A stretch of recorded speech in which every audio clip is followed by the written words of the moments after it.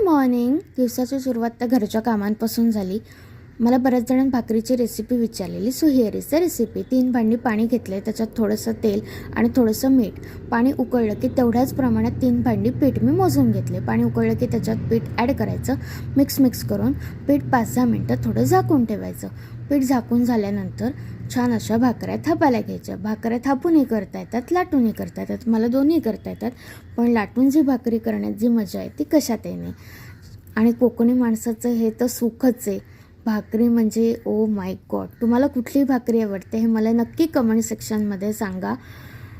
आणि भाकरी फुगल्याचा जो आनंद होतो ना, तो भाई वेगळाच असतो. आपण केलेली गोष्ट इतकी सुंदर झाली की त्याचा आनंद निराळाच होतो. आणि काय गरमा होतोय, तुमच्याकडे होतोय का, मला नक्की कमेंट सेक्शनमध्ये सांगा. आणि जेवढी माणसं माणसांच्यात गुंतत नाहीत ना, तेवढे केस एकामेकांच्यात गुंतलेत. आणि भाई तुम्हाला काहीतरी दाखवायचं आहे. आपल्याकडे आले देवगडचे आंबे. अजूनही चॅनलला फॉलो केलं नसेल तर नक्की फॉलो करा. भेटू पुढच्या ब्लॉगमध्ये. बाय.